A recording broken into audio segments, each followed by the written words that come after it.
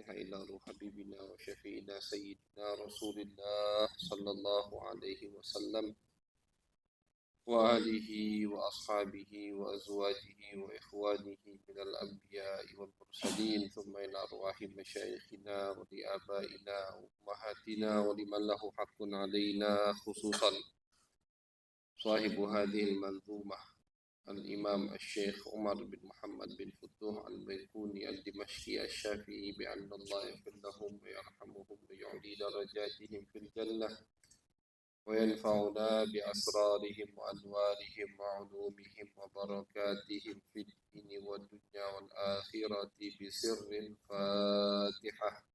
أعوذ بالله من الشيطان الرجيم. بسم الله الرحمن الرحيم. الحمد لله.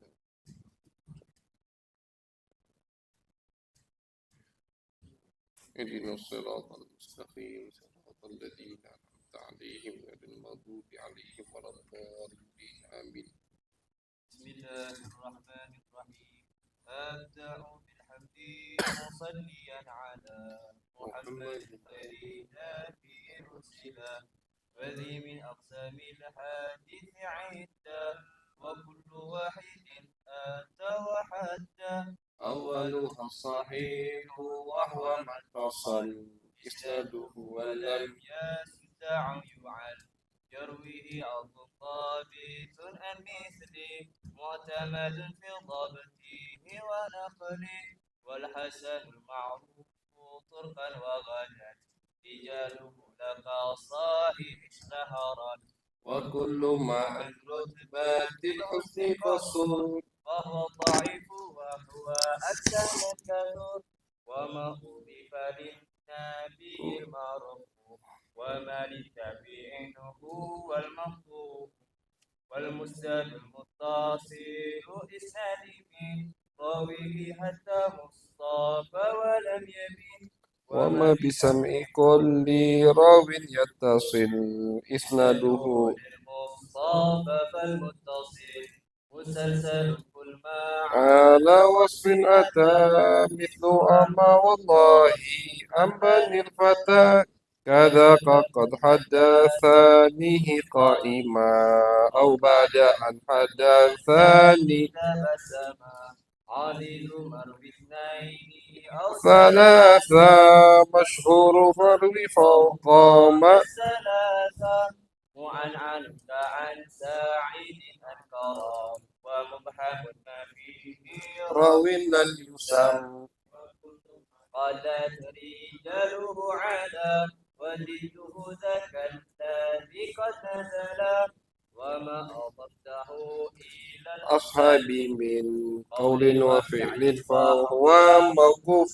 ذكين ومرسل منه الصحابي سقط وكل غريب ما روى راوي فقط وكل ما لم يتصل بهذه إسناده منقطع الأوصال والمعضل السخيف من حسنان وما أتى مدلسا عادي الأول الأصوات لشيخ وأن ينقل عمن فوقاه بأنواع والثاني لا يسقطه لكن يصير أوصفه بما به لا ينعرف وما يخالف ثقات به الملا فالشاذ والمقلوب قسمان تلا إبدال راو ما براو اسمه وقلب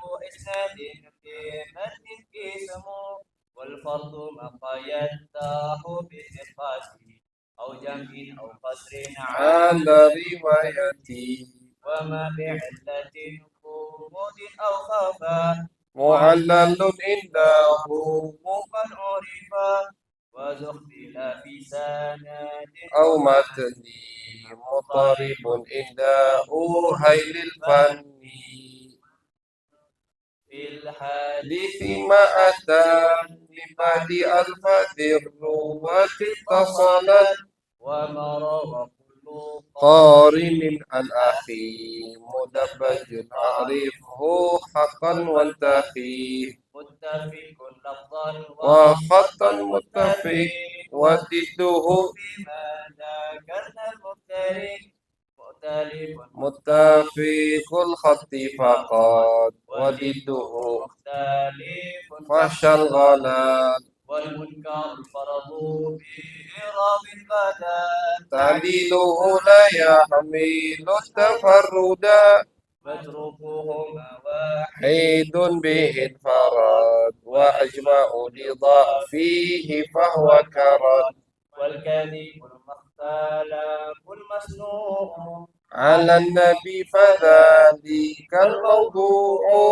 وقد أتى كالجوهر المكنون سميتها مات البيت فوق الثلاثين بأربع أتى أقسامها تمت بخير ختمت صلى الله على سيدنا محمد وعلى آله وصحبه وسلم والحمد لله رب العالمين. بسم الله الرحمن الرحيم الحمد لله رب العالمين وبه نستعين على أمور الدنيا والدين وصلى الله على سيدنا محمد خاتم النبيين وعلى آله وصحبه أجمعين وبالسند المتصل إلى الإمام مسلم والإمام القرطبي بأن الله يغفر لهم رحمهم الله ونفعنا بهما وبعلومهما وبعلوم مشايخنا وبعلوم سائر الصالحين في الدارين آمين إلى أن قال. Jadi kita baca pakai kitab ini gantian, yang penting baca. Atau ada yang mau lihat dari PDF silahkan. Di PDF ada di grup itu. Babu wujubil akhdhi 'anil thiqat والتحذير من الكذب على رسول الله صلى الله عليه وسلم. قال الله عز وجل: يا أيها الذين آمنوا إن جاءكم فاسق بنبأ فتبينوا. وقال: وأشهدوا ذوي عدل منكم. وقال: ممن ترضون من الشهداء. عن المغيرة بن شعبة وسمرة بن جندب رضي الله عنهما أنهما قال رسول الله صلى الله عليه وسلم: من حدث عني بحديث يرى أنه كذب فهو أحد الكاذبين. وعن علي بن أبي طالب كرم الله وجهه ورضي الله عنه قال رسول الله صلى الله عليه وسلم: لا تكذبوا علي فإنه من يكذب علي يلج النار. وعن المغيرة بن شعبة رضي الله عنه قال: سمعت رسول الله صلى الله عليه وسلم يقول: إن كذبا علي ليس ككذب على أحد فمن كذب علي متعمدا فليتبوأ مقعده من النار. Nah, jadi yang kita baca insyaallah dari malam hari ini adalah kitab Mukhtasar Sahih Imam Muslim. Mukhtasar Sahih Imam Muslim yang baru kita selesaikan di Jumat kemarin, Mukhtasar Sahih Al-Bukhari.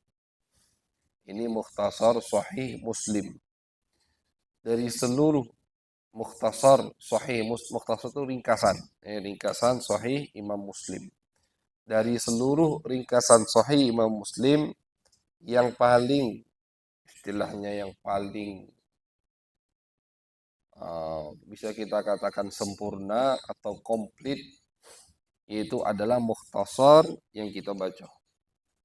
Ringkasan Sahih Imam Muslim yang diringkas oleh Al-Imam Al-Qurtubi Abul Abbas. Al-Imam Al-Qurtubi Abul Abbas. Cuman Imam Qurtubi ini di dalam mazhab atau ulama Islam ada dua. Ada Imam Qurtubi Al-Mufassir, ada Imam Qurtubi Al-Muhaddis terkenalnya. Ada Imam Qurtubi Al-Mufassir. Ini bukan Qurtubi Al-Mufassir. Imam Qurtubi Al-Mufassir itu lebih lama, lebih lama. Imam Qurtubi Mufassir Allah alam di abad berapa? Kalau Imam Qurtubi yang ringkas Sahih Muslim ini, beliau lahir di tahun 578 Hijriyah dan meninggal di tahun 656 Hijriyah. Artinya di abad orang yang hidup di abad ke-6 atau abad ke-7. Imam Qurtubi yang ringkas Sahih Muslim. Beda dengan Qurtubi yang punya kitab tafsir. Al-Jami'u li Ahkamil Quran. Ada kitab tafsir judulnya Al-Jami'u li Ahkamil Quran. Itu karya Imam Qurtubi. Tafsirnya itu lebih cenderung membahas tentang ahkam, tentang hukum. Al-Jami' li Ahkamil Quran. Kitab tafsir yang luar biasa.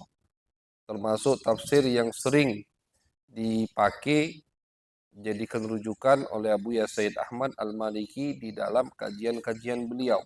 Karena di situ Masya Allah komplit lah istilahnya. Kalau cetakan yang beredar sekarang mungkin 7, 6, 8 jilid. Kitab tadi itu. Tafsir Al-Jami' li Ahkamil Quran. Itu juga Imam Qurtubi. Ini yang ringkas Sahih Muslim juga Imam Qurtubi. Terkenal dengan Imam Qurtubi. Cuman yang awal lebih terkenal dengan Qurtubi Mufassir. Walaupun beliau juga muhaddis, ahli hadis. Cuman lebih terkenalnya di bidang tafsir. Yang ini terkenalnya dengan muhaddis. Karena beliau meringkas Sahih Muslim. Dan setelah beliau ringkas, beliau syarahi. Jadi setelah beliau ringkas, beliau syarahi apa yang beliau ringkas. Judulnya Al-Mufhim fi Syarhi Sahih Muslim. Al-Mufhim fi Syarhi Sahih Muslim. Kitabnya itu mungkin 5-6 jilid. Judulnya itu Al-Mufhim fi Syarhi Sahih Muslim. Syarah Muslim yang mensyarahkan Imam Qurtubi. Dari mana beliau menyarahkan? Dari ringkasan beliau ini sendiri. Jadi diringkas, habis itu disyarahkan.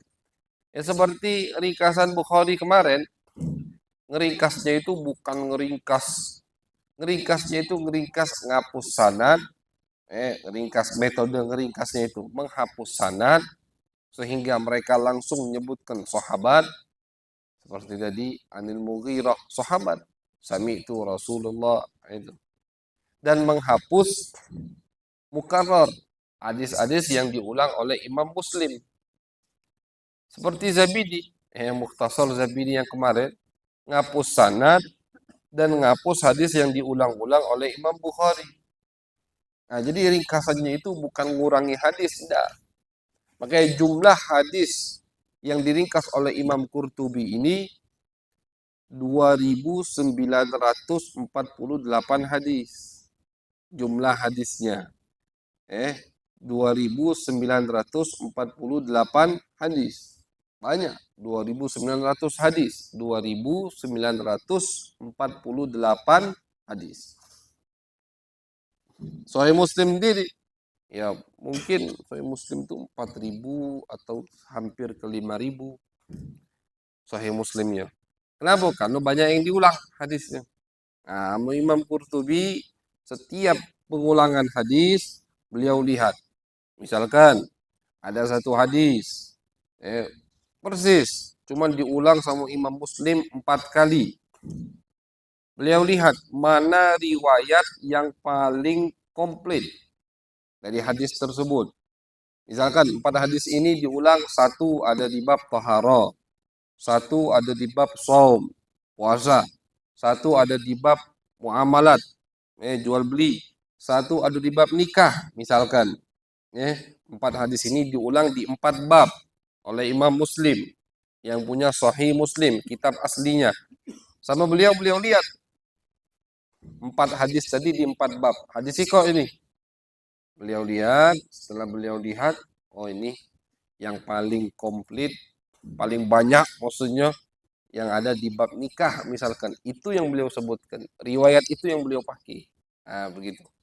Jadi beliau menyebutkan di sini hadis yang paling komplit kalau hadis tersebut diulangi berkali-kali oleh Imam Muslim. Sama persis seperti Zabidi kemarin. Kenapa Imam Muslim mengulangi hadis? Ya karena satu hadis kadang mencakup bisa jadi 4-5 bab. Satu hadis Nabi kadang bisa sampai 4-5 bab. Makanya dibutuhkan pasti mau tidak mau harus diulang lagi, diulang lagi. Dan Imam Muslim tidak seperti Imam Bukhari. Imam Muslim tidak seperti Imam Bukhari yang suka memotong hadis. Itu Imam Bukhari. Istilah ulama hadisnya taqti'ul hadis. Taqti'al hadis. Hadis itu dipotong-potong. Misalkan beliau cuma butuh satu kalimat atau satu paragraf ini hadis, satu baris misalkan, maka beliau ambil satu baris itu. Beliau jadikan bab. Beliau jadikan bab, habis beliau jadikan bab, beliau sebutkan sanad beliau sampai ke sahabat tersebut.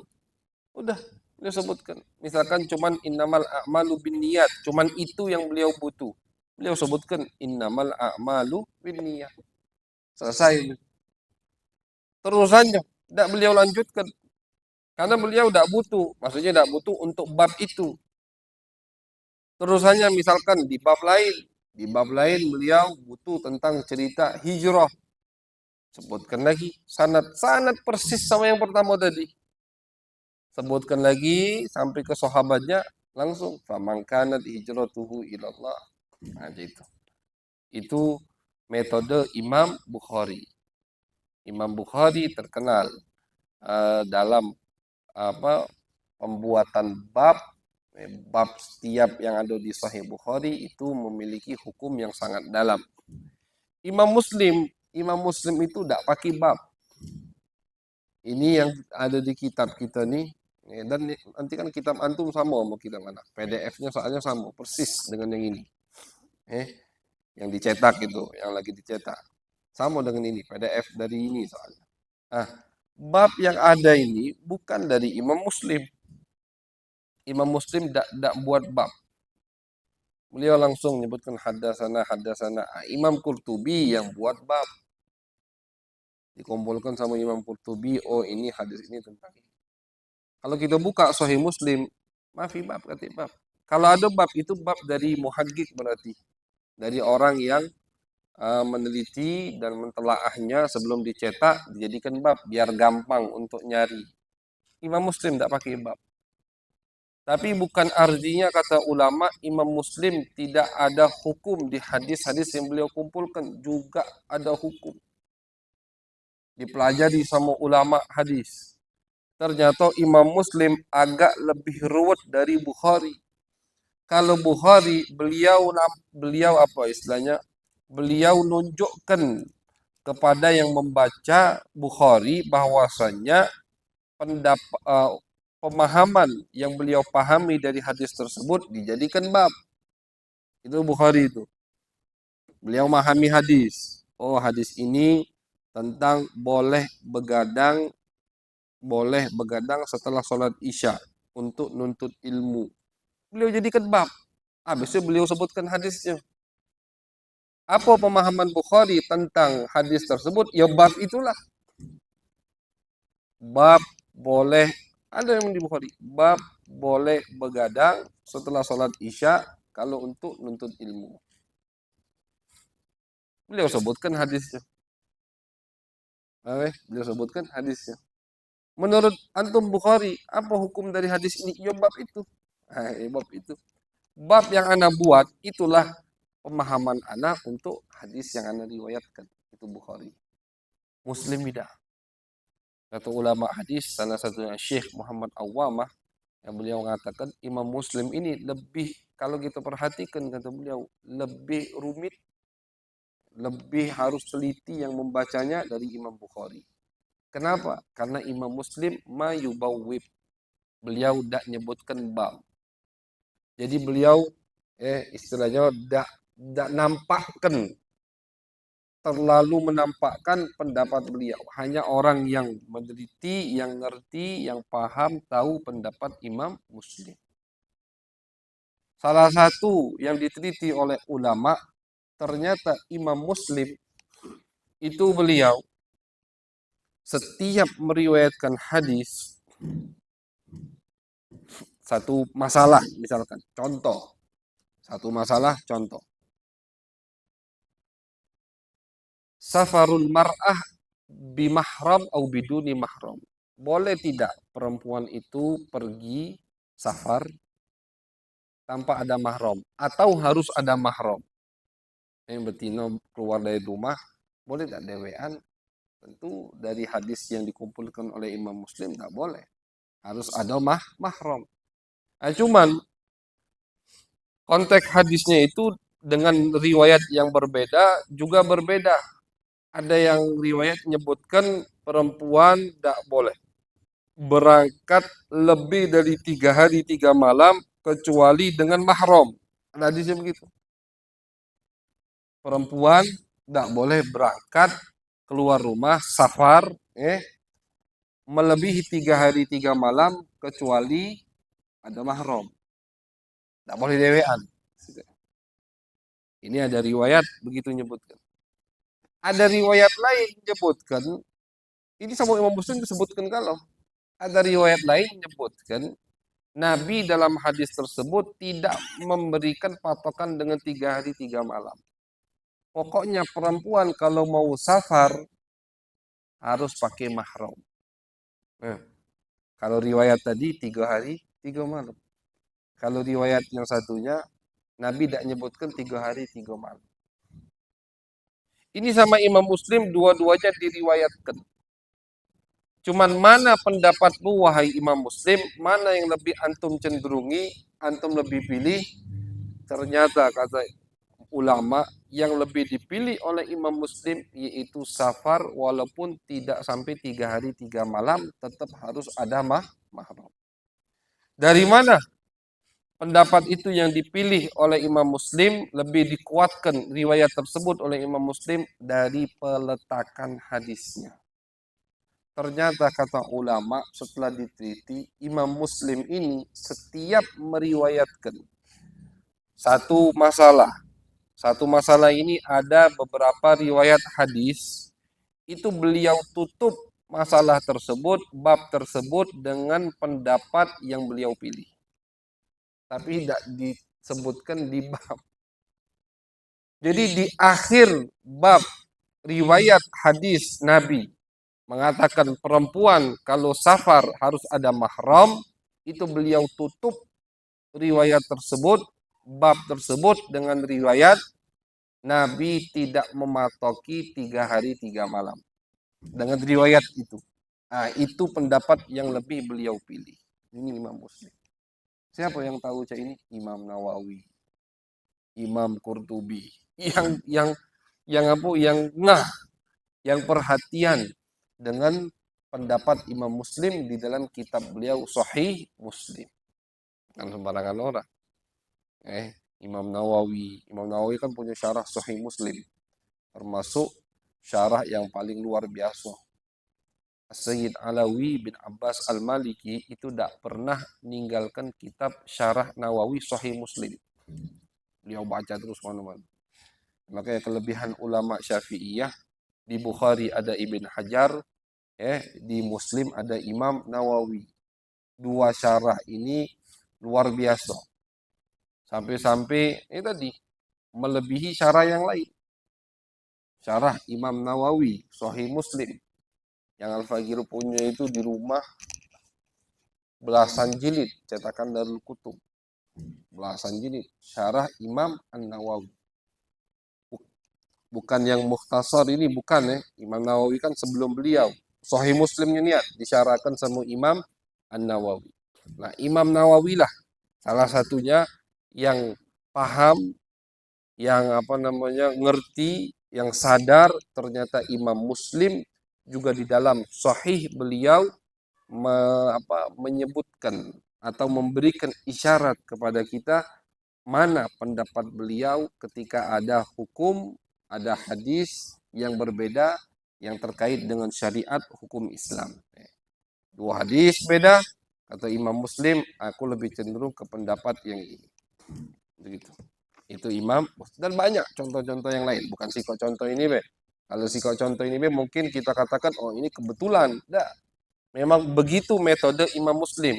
Selalu beliau tutup dengan bab tersebut beliau tutup dengan yang lebih beliau cenderungi pendapat dari riwayat yang beliau riwayatkan dari hadis Nabi besar Muhammad Sallallahu Alaihi Wasallam.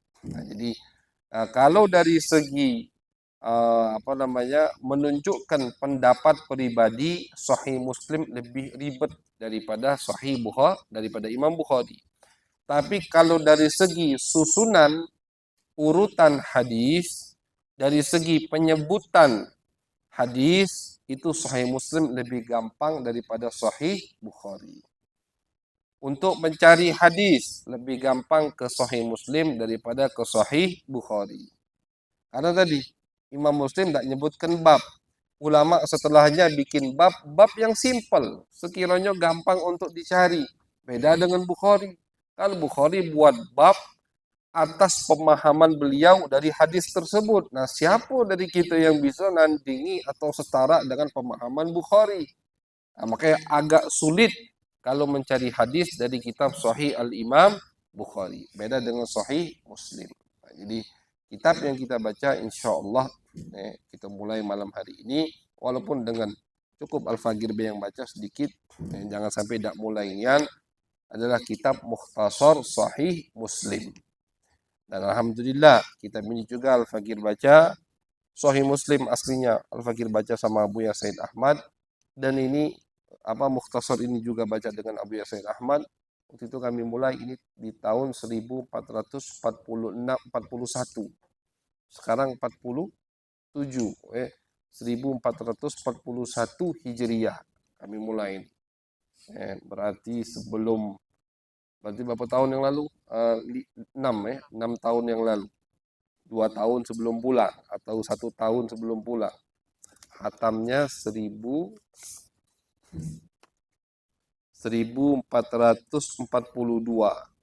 Jadi 1 tahun. 1442. Malam Jumat hatamnya sama Buya. Pas hatam ini Al-Fagir akad ijab kabul. Zuat.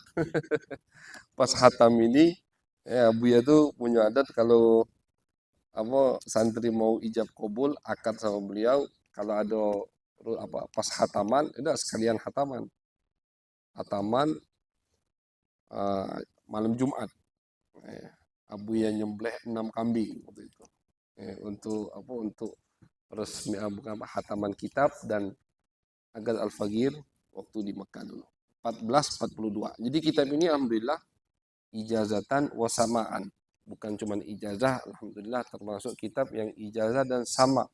Kami dengar langsung atau kami baca langsung dari Abu Ya Sayyid Ahmad Al-Maliki hafizahullah wa ra'ah. Nah, ini muqaddimah. Insyaallah minggu depan kita baca seperti biasa, setiap mau baca nunggu ada kitabnya. Mustalah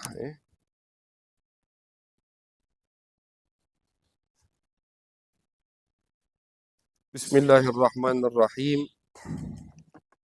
Wa bisanadil muttasil ilal imam an-nadhim al-imam al-Baiquni wa syarihuha al-imam Abdullah Sirajuddin rahimahullah wa nafa'na bihima wa bi'ulumihima wa bi'ulum masyayikhina wa bi'ulumi sa'idus salihin fid daraini amin ila an qala as-sahih awaluha as-sahih wa huwa mattasal isnaduhu wa lam yashidda aw yu'al yarwihi adlun dhabitun an mithlihi mu'tamadun fi dhabtihi wa naqlihi. Bagian hadis pertama dari hadis seperti yang kita sampaikan pertemuan terakhir berapa bulan yang lalu, bahwasanya hadis itu terbagi 2, makbul dan mardud. Simpelnya begitu. Hadis terbagi 2. Hadis makbul artinya hadis diterima. Hadis mardud artinya hadis tidak diterima. Dan mardud itu tidak diterima bukan artinya itu hadis dibuang, tidak. Ini yang kita bahas hadis. Hadis maudhu itu bukan hadis. Maudhu itu kan bukan hadis Nabi. Apa? Palsu. Cuman ulama nyebutkan hadis maudhu ya karena biar gampang untuk dipahami. Aslinya maudhu bukan hadis. Iya. Maudhu itu kan palsu, buat-buatan. Nah, jadi mardud dhaif. Maudhu tidak masuk bagian ini. Kenapa? Karena maudhu bukan hadis. Maudhu bukan hadis. Makbul terbagi dua. Makbul karena seperti yang kita sebutkan bahwasanya makbul itu tidak semua di level yang paling atas. Perawi itu pasti ada yang levelnya di bawah dari level yang paling atas. Makanya sama ulama dibagi dua. Makbul dibagi dua, sahih dan hasan. Sahih dan hasan. Sahih yang sekarang kita bahas. Awaluha as-sahih. Bagian hadis yang pertama adalah hadis sahih. Wahwa sahih itu adalah mattasala isnaduhu. Beliau akan menyebutkan 5 syarat untuk hadis sahih. Jadi hadis sahih itu ada 5 syarat. Satu saja tidak ada syarat ini maka bukan hadis sahih. Kebalikan sahih mardud dhaif. Itu gampang. Jadi beliau menyebutkan 5 syarat. Berarti kalau ada satu hadis, satu riwayat, satu sanad kurang dari 5 syarat ini cuman ada 4, berarti hadis dhaif. Makanya beliau menyebutkan 5 syarat untuk hadis sahih. Kalau ada satu sanad, satu hadis, satu riwayat tidak sempurna 5 syarat, berarti dhaif. Kok kurang dari 5 ini, dhaif langsung. Itu di ilmu hadis. Jadi ketat mereka dalam menjaga hadis Nabi besar Muhammad sallallahu alaihi wasallam. Al-awwal, yang pertama, mattasala isnaduhu. Mattasala isnaduhu. Bersambung sanadnya. Yang bersambung sanadnya. Dari perawi ke gurunya, atasnya, ke atasnya lagi, ke atasnya lagi. Harus nyambung sampai ke sahabat. Cukup sampai ke sahabat. Sahabat ke Nabi tidak perlu dicari. Dengar langsung tidak dari Nabi, tidak perlu.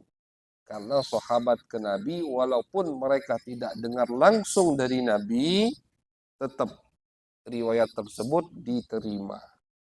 Jadi yang harus dicek itu misalkan dari Bukhari. Bukhari dari siapa? Dari gurunya. Gurunya dari gurunya. Dari gurunya. Sampai ke sahabat. Tabi'in Sa'id bin Musayyib. Dari siapa? Dari Abu Hurairah. Sudah, stop di situ. Cukup.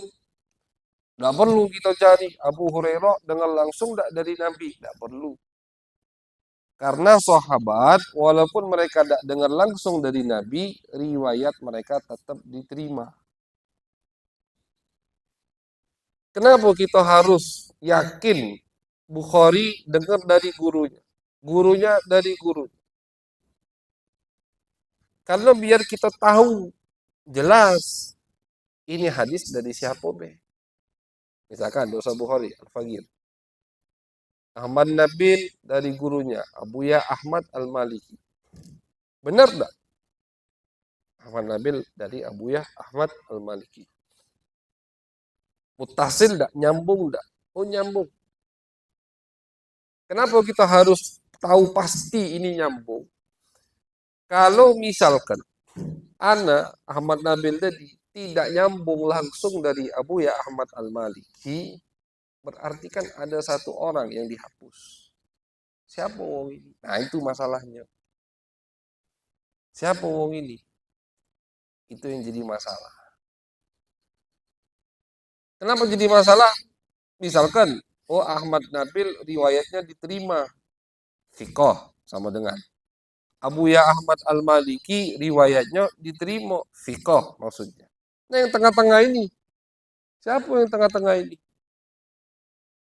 Kalau diterima, alhamdulillah. Tapi kalau tidak diterima, hadis dhaif. Nah itu yang dijadikan apa apa namanya permasalahannya di situ. Kenapa sanad itu harus nyambung?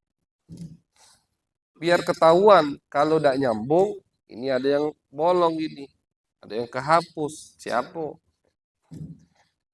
Ketakutan ini tidak ada di sahabat. Oke, kenapa kita cukup sampai tabiin ke sahabat? Karena masalah yang kita takuti ini tidak terjadi, tidak ada pada sahabat. Abu Hurairah misalkan, tidak dengar langsung dari Nabi, tapi dengar dari sahabat yang lain, tidak masalah siapapun sahabatnya itu. Tidak masalah. Karena semua sahabat, kata Nabi, udul, fiqh. Nabi dewe yang ngomong. Semua sahabat, kata Nabi, adlun. Semua sahabat diterima hadisnya. Selagi dia sahabat, tidak perlu kita cari tahu apalannya, takwanya, tidak perlu. Nabi yang jamin. Allah yang jamin. Ja'alnakum ummatan wasata. Ay udulan maksudnya. Diterima. Jadi Abu Hurairah walaupun tidak dengar langsung dari Nabi, tidak masalah. Dengar dari Abu Bakar Siddiq, dengar dari Umar, dengar dari siapapun. Abu Hurairah kan sahabat, pasti dengar dari sahabat lain, tidak masalah. Walaupun tidak tahu gitu, siapa sahabat itu, tidak masalah. Karena ketakutan yang dihapus, diterima atau tidak diterima hadisnya pada sahabat tidak ada. Artinya. Makanya ini langsung dipraktekkan contoh paling jelas di Sahih Bukhari. Imam Bukhari di awal kitab Sahihnya meriwayatkan hadis cerita tentang Nabi pertama kali menerima wahyu. Siapa perawinya? Siti Aisyah. Siti Aisyah itu pas Nabi dapat wahyu, Iqra itu belum lahir. Siti Aisyah belum ada. Beliau itu lahir 5 tahun setelah Nabi diutus, baru lahir Siti Aisyah. Tapi beliau yang meriwayatkan, yang menceritakan bagaimana Nabi ketika pertama kali menerima wahyu. Berarti apa? Bukti bahwasannya Aisyah dengar dari mungkin dari ayahnya Sayyidina Abu Bakar, dari ibunya Sayyidah Ummu Ruman, dari kakaknya Asma, atau dari sahabat yang lain. Nah, cuman karena pasti dengarnya dari sahabat, tidak masalah. Maka disebutkan oleh Imam Bukhari an Aisyah, dari Aisyah. Walaupun Aisyah belum hidup waktu itu. Belum lahir. Abu Hurairah 5.000 lebih meriwayatkan hadis dari Nabi. Paling banyak sahabat yang meriwayatkan dari Nabi Abu Hurairah. Tembus 5.000 lebih. Islamnya di tahun ke-7 Hijriah. Setelah peperangan Khaybar. Tahun 7 Hijriah. Tahun 8, 9, 10, awal 11 Nabi wafat. Artinya paling 3 tahun sama Nabi. Abu Hurairah ini, walaupun betul memang beliau mulazim sama Nabi. Ashabus Sufa, beliau itu tinggal di masjid. Beliau didoakan sama Nabi biar hafalannya kuat. Abu Hurairah, luar biasa memang, bukan sembarangan orang. Cuman kan 3 tahun cuman sama Nabi. Pasti bisa dipastikan banyak hadis Abu Hurairah itu dari sahabat yang lain. Dari Sayyidina Abu Bakar, dari Sayyidina Umar. Cuman ketika beliau ngeriwayatkan, tidak perlu. Aku dari Abu Bakar, tidak perlu. Karena beliau juga sahabat. Itu. Pasti. Karena beliau Abu Hurairah, hidupnya setelah Nabi, umurnya lumayan panjang, dan beliau tidak disibukkan dengan urusan-urusan negara, cuman 1 kali periode, cuman jabat jadi gubernur Bahrain. Habis itu beliau udah kalah lagi. sibuk untuk meriwayatkan hadis Nabi. Makanya tembus jumlah riwayat beliau 5.000 lebih. Sedangkan Abu Bakar As-Siddiq cuma 200 hadis. Sayyiduna Abu Bakar yang pasti lebih banyak tahu hadis dari Abu Hurairah, bisa dipastikan. Abu Bakar tuh nama Nabi terus. Bahkan dari sebelum Nabi jadi Nabi. Nabi jadi Nabi, beliau pertama kali dari laki-laki yang masuk Islam, tidak pernah pisah sama Nabi sampai Nabi wafat.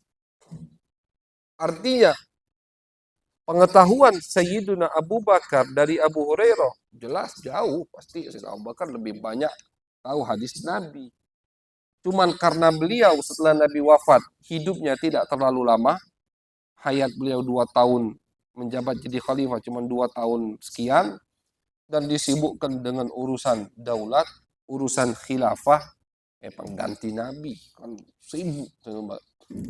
Jadi tidak punya waktu untuk meriwayatkan hadis Nabi besar Muhammad Sallallahu Alaihi Wasallam. Itu. Nah, jadi tidak perlu kita cek sahabat ke Nabi, tidak perlu. Yang harus muttasilul isnad, mattasal isnaduhu, sanadnya nyambung dari perawi sampai ke tabi'in. Tabi'in perlu dicek. Nah, Ustaz, kan tabi'in itu orang yang lihat sahabat, tapi tidak mesti riwayatnya langsung dari sahabat. Itu tabi'in. Al-Imam Suyuti mengatakan, aku pernah ngecek, ketemu sanad, kata Imam Suyuti, ini beliau sebutkan di kitab Tadribur Rawi beliau. Aku pernah ngecek, nemu dari tabi'in ke sahabat itu melewati 7 tabi'in. Jadi misalkan anak tabi'in, ngeriwayatkan dari Haji Ghazali, tabi'in, dari antum tabi'in, dari tabi'in, baru ke situ atau ke Mang Dedi sahabat. Ini tabi'in kalau ini. Nah, makanya waktu itu pernah kita bagi di akhir kitab sebelum ini, kitab Abuya, Qawaid Asasiyah. Tabi'in dibagi 3 tabaqah, 3 tingkatan. Tabi'in kibar, tabi'in wasat, tabi'in sighar. Tabi'in kibar yang nututi 4 khalifah atau yang mukhadram, nututi zaman Nabi, bahkan nututi zaman jahiliyah. Tapi tidak sahabat, Uwais Al-Qarni, Ka'ab Al-Ahbar, banyak, ada beberapa orang yang begitu. Dari zaman jahiliyah, bukan dari zaman Nabi, dari zaman jahiliyah sampai zaman Nabi, tidak ketemu Nabi, Islamnya setelah Nabi Muhammad, atau udah masuk Islam dari zaman Nabi tapi tidak sempat ketemu Nabi. Itu tabi'in kibar. Nah, mereka ini baru bisa dipastikan riwayatnya langsung dari sahabat. Seperti Sa'id bin Musayyib. Sa'id bin Musayyib ini lahir di zaman Sayyidina Umar bin Khattab, menantunya Abu Hurairah. Makanya semua hadis di Muwatta Imam Malik, Sa'id bin Musayyib itu suka ngehapus sahabat mursal. Nanti ada hadis mursal. Wa mursalun minhus sahabiyyu saqat di Nazoman Baikuni. Mursal itu hadis yang sahabatnya nggak disebutkan. Tabi'in langsung dari Nabi Muhammad sallallahu alaihi wasallam. Cuman semua mursalnya Sa'id bin Musayyib, kalau Sa'id bin Musayyib ngomong qala Rasulullah, itu sahih. Nah, ini kan sahabat jatuh. Kalau yang dipastikan sahabatnya jatuh, tidak masalah. Nah, seperti Sa'id. Paham ya? Jadi ketika Sa'id ngomong langsung qala Rasulullah, itu pasti yang dijatuhkan hanya sahabat, yaitu Abu Hurairah. Dari mana taunya? Dicek sama ulama. Ternyata betul. Yang beliau tidak sebutkan, kalau mungkin Allah alam apa hikmahnya begitu, cuman termasuk metode beliau itu langsung menyebutkan qala Nabi sallallahu alaihi wasallam. Dicek sama ulama, semua yang beliau hapus itu pasti sahabat. Dari situ udah disegel istilahnya. Kalau hadis mursal dari Sa'id bin Musayyib sahih. Hadis mursal yang lain belum tentu. Hadis mursal itu tadi yang kita sebutkan, hadis mursal itu yang sahabatnya tidak disebutkan di sanad. Jadi tabi'innya langsung nyebutkan nama Nabi Muhammad. Qala Rasulullah. Padahal dia tabi'in. Tidak ketemu Nabi. Jelas pasti ada yang dihapus. Kan begitu. Nah, cuman ada beberapa tabi'in, wabil khusus tabi'in yang kibar tadi, yang riwayatnya pasti dari sahabat Nabi, tetap perlu dicek sama ulama. Imam Syafi'i ngecek, Sa'id bin Musayyib kalau mursalkan hadis tetap sahih. Kenapa tetap sahih? Karena yang dihapus pasti sahabat Nabi. Sedangkan tadi kita sepakati udah di awal, sahabat tidak perlu dicek siko atau tidak. Nah, itu. Tapi kalau tabi'in lain, dah langsung qala Rasulullah, hadisnya dhaif. Kenapa dhaif? Mungkin bukan hanya sahabat yang dia hapus, tapi tabi'in lain yang dia hapus. Kalau tabi'in lain yang dia hapus, nah, siapa tabi'in itu? Jadilah, muncullah masalah di awal tadi. Kenapa hadis harus sambung sanadnya? Imam Suyuti mengatakan, aku pernah ketemu riwayat tabi'in ke sahabat itu melewati 7 guru tabi'in kalau. Jadi anak tabi'in ngeriwayatkan dari Haji Ghazali, tabi'in, dari Ustaz Syarqawi, tabi'in, dari setelahnya tabi'in, tabi'in kalau ini. Baru ke yang ketujuh, yang keenam, sahabat. Berarti kan kalau Anda ngomong misalkan An Abi Hurairah langsung ke sahabat, 5 orang Anda hapus berarti. Jangan tertipu, oh Ustaz Nabil tabi'in. Tabi'in itu yang ketemu dengan sahabat. Oh berarti yang dia hapus itu sahabat. Misalkan, afwan, Anda langsung qala Rasulullah.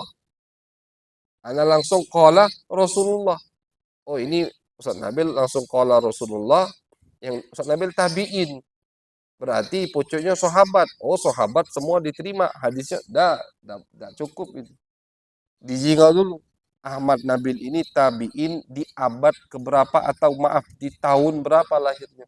Oh lahirnya di akhir tahun sahabat. Artinya mungkin ketemu sahabat cuman belasan. 14 atau cuma 5 yang dia temui. Tetap dia tabi'in. Tapi riwayatnya tidak dari tabi'in, tidak dari sahabat, dari tabi'in guru-gurunya. Abu Hanifah. Abu Hanifah itu kila diriwayatkan tabi'in. Beliau ketemu dengan Anas bin Malik. Abu Hanifah. Beliau di salah satu biografinya beliau sebut, aku salaman dengan Anas bin Malik. Tapi meriwayatkan tidak ada riwayat Abu Hanifah langsung dari sahabat. Dari gurunya Hammad. Bahkan jauh. Hammad dari gurunya Ibrahim An-Nakhai. Ibrahim baru dari Abdullah bin Mas'ud. Ini Abu Hanifah ini. Abu Hanifah silsilah keilmuannya ke Hammad, Hammad ke Ibrahim, Ibrahim baru ke Abdullah bin Mas'ud. Padahal dia tabi'in. Nah, itu. Jadi kalau tabi'in yang menghapus sahabat, tabi'in langsung ngomong qala Rasulullah, itu juga berarti tidak muttasil sanadnya. Berarti masuk ke dhaif. Kalau ada tabi'in yang ngomong langsung qala Rasulullah, masuk ke dhaif. Sampai dicek dulu, dipastikan tabi'in ini yang dihapus adalah sahabat, baru diterima hadis tersebut. Diterima. Kalau udah ketahuan, oh yang dihapus tabi'in yang bernama misalkan Sa'id bin Musayyib tadi, atau Ibn Syihab. Nah, seperti Ibn Syihab. Ibn Syihab ini tabi'in. Cuman beliau riwayatnya banyak bukan dari sahabat. Dari siapa? Dari Sa'id bin Musayyib, gurunya beliau.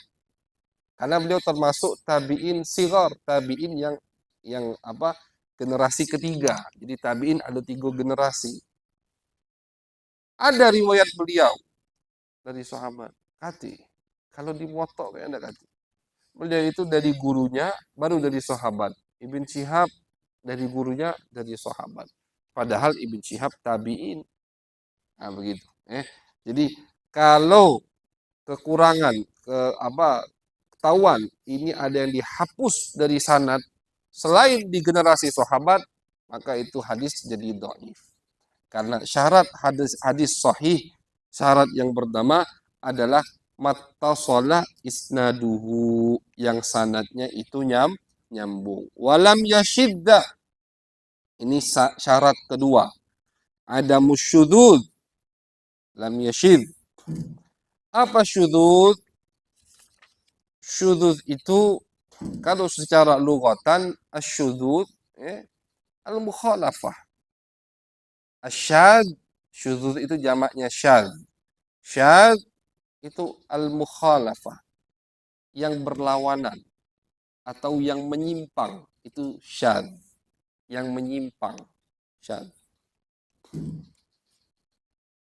Apa Nabi kamu? Dalam hadis ada disebutkan, lupa lagi hadisnya. Dari situ di Arab manggil istilah untuk orang yang bencong, bencong, yang lanang pengen betino, yang betino pengen lanang, kan gitu. Itu syawal. Syawal. Bukan khunsa. Bukan khunsa. Kalau khunsa itu memang bencong bawaan. Maaf, punya dua kemaluan. Itu khunsa. Tapi kalau yang laki gayanya wanita, wanita gayanya seperti laki, itu syawal. Kenapa syawal? Nyimpang dari tabiat aslinya. Tabiat laki ya harus kayak laki. Kenapa jadi perempuan? Kayak syawal, nyimpang. Itu bahasa di Arab sana sekarang yang terpakai. Mahnus. Bahasa Palembang itu udah belum bahasa Arab lagi, mahnus. Kalau bahasa Arab syawal. Karena khunsa itu istilah untuk yang memang punya dua kemaluan. Khunsa. Bisa operasi sekarang tentu. Kalau dua kemaluannya aktif semua, khunsa muskil. Istilah di ulama faraidnya. Bingung, jadi lanang betina. Dua-duanya aktif. Ada begitu. Tapi kalau sekarang tentu dengan ilmu kedokteran yang maju ini bisa dipastikan dari kecenderungan, iya pasti. Dari bentuk tubuh, dari kecenderungan, itu bisa dipastikan. Itu khunsa baru. Tapi kalau yang tulen lanang berubah jadi betina, itu syawal. Karena dia nyimpang. Nyimpang dari tabiat yang udah diciptakan, fitrah yang udah diciptakan oleh Allah. Syawal. Apa? Tularan. Itu istilah bahasa Arab sekarang. Tapi itu secara lughatan. Asyad lughatan ini mukhalafah. Dalam hadis Nabi ngomong wa man syadda, ini syudda finnar. Wa man syadda syudda finnar. Yang menyimpang dari jamaah kata Nabi udah akan dicemplungkan ke api neraka. Itu hadisnya. Tapi secara istilahan apa itu syad? Istilah ulama hadis yang ini walam yashidda. Hadis ini bukan hadis yang syad. Artinya mukhalafatus thiqah man huwa arjahu minhu. Mukhalafatus thiqah man huwa arjahu minhu. Mukhalafatus thiqah man huwa arjahu minhu. Syad secara istilah ulama hadis artinya hadis itu tidak bertentangan dengan hadis yang lain. Itu syad. Hadis tersebut tidak bertentangan dengan hadis siqah yang lain. Jadi begini. Pertama, jadi anak misalkan. Anak ngeriwayatkan hadis. Hadis yang anak riwayatkan ini harus sahih dulu. Diterima hadisnya, sahih. Muttasil. Anaknya misalkan apa? Adlun, dhabitun, semua udah. Ada semua, 4 syarat ada di anak. Selain yang syad ini. Tapi ternyata riwayat anak yang ada bawa ini riwayatnya bertentangan dengan riwayat misalkan Ustaz Johan. Riwayat yang Anda riwayatkan, yang Anda bawa bertentangan, mukhalafah. Makanya tetap di sini artinya mukhalafah. bertentangan dengan riwayat hadis yang dibawa oleh Ustadz Johan. Bertentangan ini dengan artian tidak bisa digabung, tidak bisa dijamak. Kalau bisa dijamak, tidak bertentangan. Tidak bisa dijamak. Artinya misalkan ia menyimpang, anak ke kanan, Ustadz Johan ngomong lurus. Tidak bisa dijamak. Berarti memang ada pertentangan. Kemudian, anak tadi udah fikoh, nentang beda riwayat anak dengan hadis yang lebih sikoh. Ustadz Johan lebih sikoh dari anak. Misalkan nilai level kesikohan anak 90%, beliau misalkan 100%. Jadi ini hadis sama-sama sikoh ya. Kalau anaknya doif, tidak usah dibahas. Doif kan udah memang hadisnya tidak diterima. Syad ini di Baikuni, wama yukhalif. Ini semua syarat ini nanti di dalam ada babnya dewek lebih dalam lagi. Wama yukhalif thiqatun bihil mala fasyadhu. Thiqah bertentangan riwayatnya dengan yang lebih thiqah. Atau Ustadz Johan tidak selevel sama Anda. Thiqahnya. Sama-sama kami 90% atau 100%. Cuman Ustadz Johan ada rewang. Ustadz Fauzi. Sama riwayatnya. 2 lawan 1. Kalah yang satu. Hadis ana dikatakan hadis yang syadz. Hukumnya doif. Hukumnya doif. Tapi doifnya bukan karena anak suka bohong, bukan karena hafalan anak jelek, bukan karena sanadnya tidak nyambung, bukan. Doifnya itu karena anak bertentangan dengan 2 riwayat yang sikoh. Walaupun sikohnya itu sama dengan anak, levelnya itu. Kesikohan kami misalkan sama-sama 100%, tapi anak sendirian, mereka berdua atau mereka bertiga. 1 lawan 3 dan tidak bisa digabung.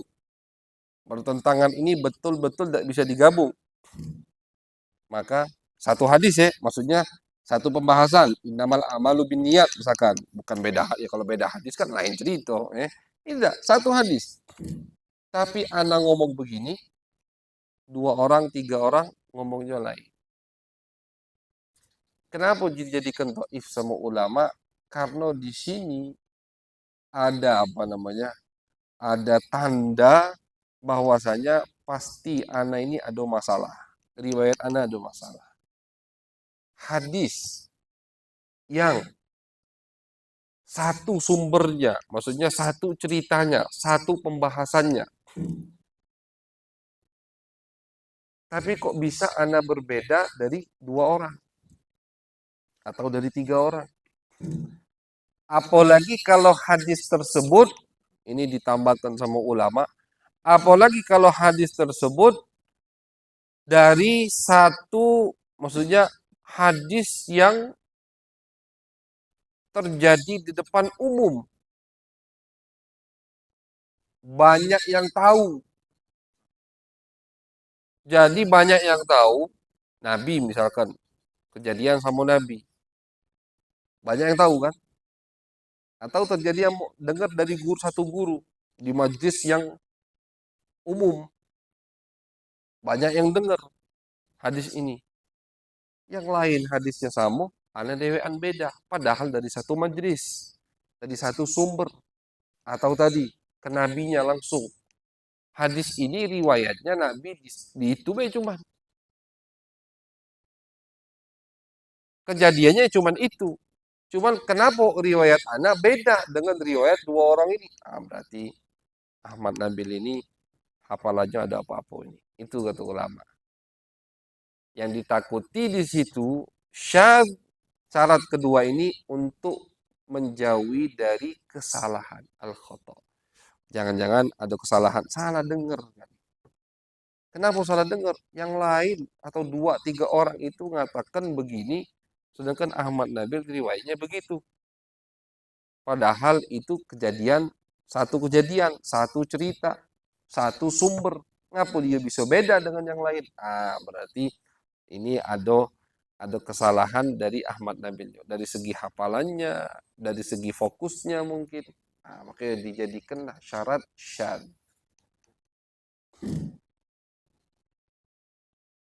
Dihukumi doif. Dihukumi doif langsung hadis anak syad. Kenapa dihukumi doif? Karena anak mukhalafah man huwa awthaku minhu. Anak bertentangan dengan yang lebih sikoh dari anak atau bertentangan dengan yang lebih banyak, lawannya lebih banyak dari anak. Hadis anak jadi doif. Tapi doifnya bukan karena hafalan, bukan karena anak tidak adil, suka bohong, maksiat misalkan, bukan karena sanadnya terputus, tidak mutasil, bukan.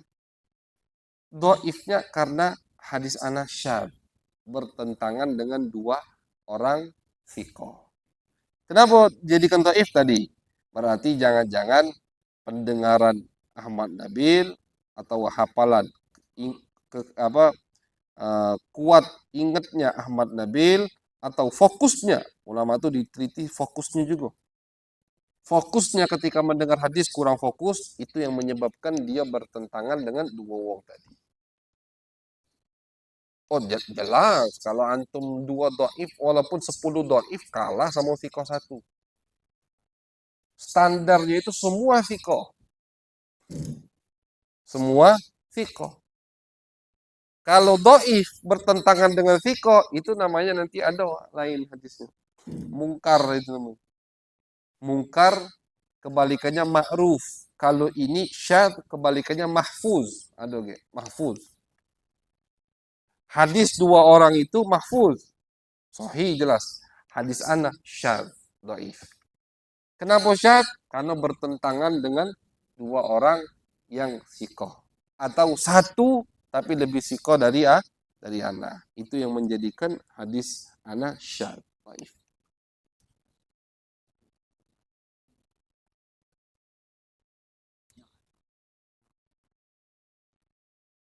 Maksud makna hadis bagaimana maksudnya?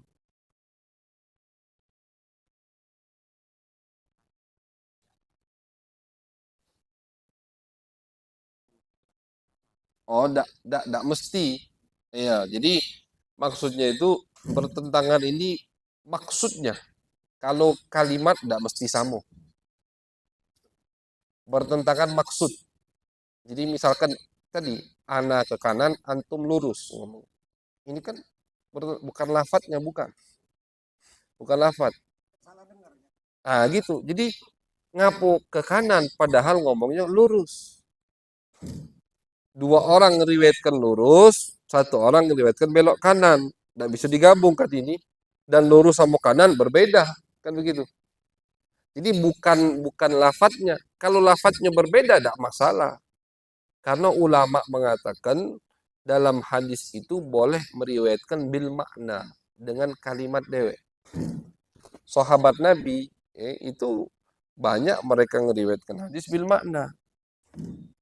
Bil makna itu bukan dengan artian, bukan dengan kalimat mereka sendiri, tapi tujuannya maksudnya sama maksudnya. Kecuali beberapa tempat yang tidak boleh meriwayatkan hadis bil makna. Salah satunya di zikir. Hadis yang isinya itu doa, isinya zikir, di situ tidak boleh meriwayatkannya bil makna. Harus betul lafaz yang didengar dari Nabi. Doa masuk kamar mandi, Allahumma inni a'udzubika minal khubuthi wal khaba'ith. Nggak boleh, sahabat. Allahumma inna nasta'idu bika minasyaitan, misalkan. Minasyaitan, misalkan. Langsung gitu, nggak boleh. Harus disampaikan apa yang mereka dengar dari Nabi. Kemudian jawami'ul kalim. Jawami'ul kalim itu hadis yang singkat, padat. Disampaikan oleh Nabi, nggak boleh juga mereka ngeriwayatkannya dengan bil makna. Nggak boleh. Yang boleh diriwayatkan bil makna hadis misalkan cerita panjang. Itu boleh mereka riwayatkan dengan makna. Hadis yang pendek-pendek yang di situ ada mukjizat Nabi Muhammad. Kalimatnya pendek tapi maknanya dalam. Maknanya banyak. Tidak boleh diriwayatkan dengan kalimat sendiri. Nah, jadi maksud pertentangan ini maksudnya, intinya. Kalau lafadznya itu tidak masalah bertentangan. Ya.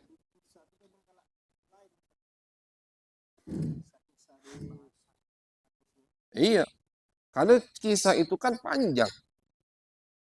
Mereka, apalagi kalau kisah yang misalkan tidak ada lafadz nabinya di situ. Ada yang menceritakannya begini, ada yang menceritakannya begini, dan terjadi khilaf kadang. Ya seperti misalkan cerita hadis yang menceritakan tentang hajinya Nabi Muhammad. Ada yang ngomong Nabi Haji Kiron, ada yang ngomong Nabi Haji Farad. Beda. Itu kan cerita. Apa yang mereka lihat dari Nabi. Hadis yang menceritakan Nabi nikah dengan Siti Maimunah. Ada yang mengatakan Nabi akad ijab kabul lagi muhrim. Ada yang mengatakan tidak muhrim. Beda. Nah, jadi kalau hadis yang isinya itu kandungannya cerita, cerita.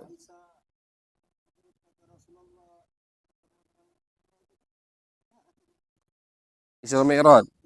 Ah, itu salah satu contoh bertentangan tadi. Ya, bertentangan itu contoh bertentangannya itu. Jadi Sayyidah Aisyah mengatakan tidak lihat, sedangkan sahabat lain ngomong melihat. Itu salah satu contoh.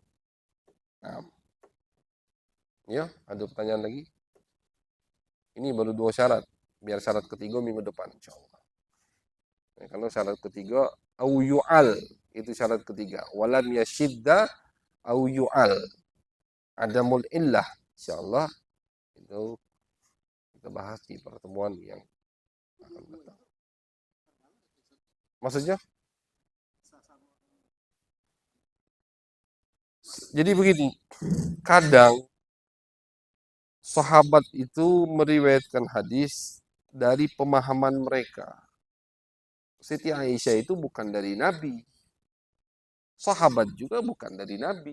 Maksudnya bukan kalau Nabi jelas-jelas ngomong, aku melihat Allah, tidak mungkin Siti Aisyah mengatakan Nabi tidak melihat Allah.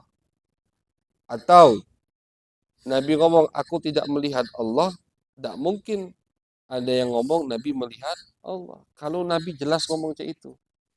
Tapi pemahaman Siti Aisyah, jadi begini, cerita yang Nabi sampaikan itu dipahami oleh sahabat, Nabi melihat Allah. Siti Aisyah mentakwilkannya. Kenapa beliau takwilkan cerita itu dengan ayat Al-Quran? La tudrikuhul absar. Jadi pemahaman beliau bahwasanya Allah tidak bisa dilihat oleh mata. Dibantah sama ulama sahabat. Ulama sahabat yang bantah. Maksud ayat itu bukan begitu. Dikasih dalil-dalil lagi. Banyak dalil-dalil. Sehingga menguatkan Nabi betul melihat Allah dengan mata kepala Nabi. Cuman bagaimana caranya? Allahu a'lam bishawab. Itu. Jadi kadang ada riwayat-riwayat sahabat yang yang dikritiki oleh sahabat itu sendiri. Kenapa bisa dikritiki? Dari pemahaman mereka. Mereka menyampaikan tadi fatwa.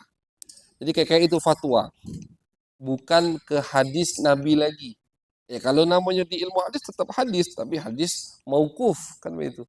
Hadis yang bersumber bersanad ke sahabat namanya hadis mauquf atau sama dengan fatwa sahabat. Begitu. Abu Hurairah banyak fatwanya. Abdullah bin Umar banyak fatwanya.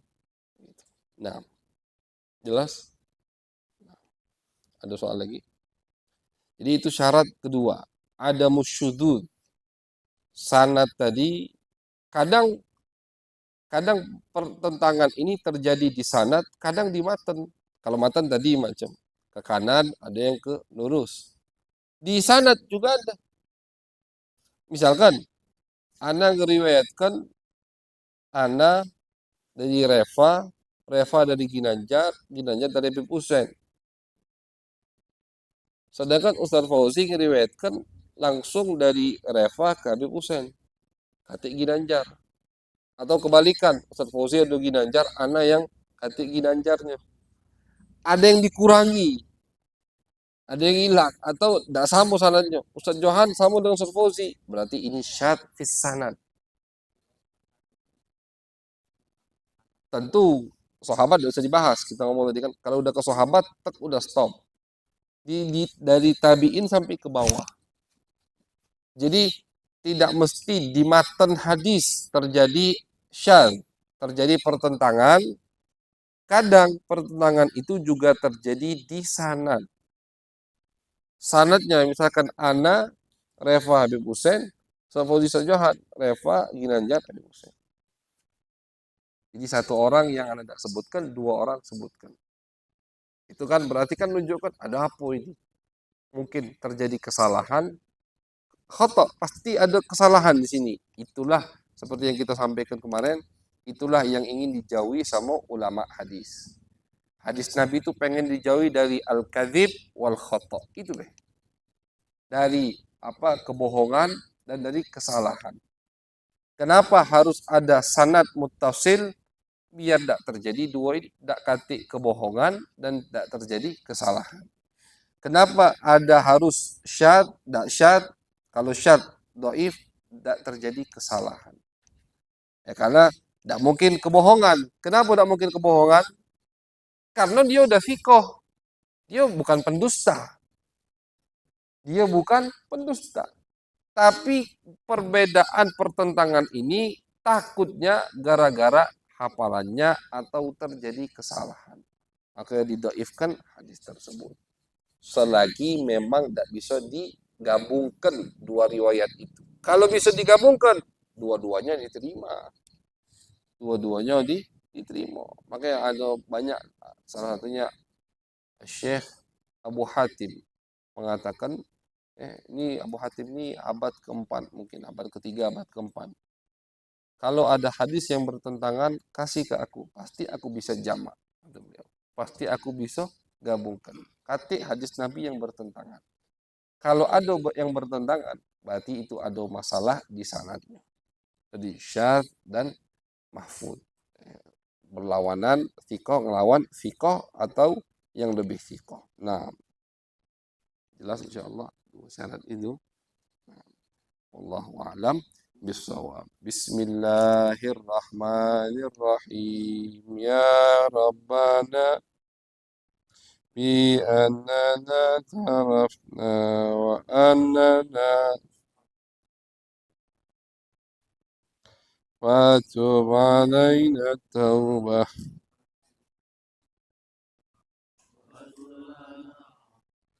وآمن الروعات واغفر لوالدينا ربي والآل وكل ذي محبة والمسلمين أجمع آمين يا ربي أسمع فضلا وجودا منا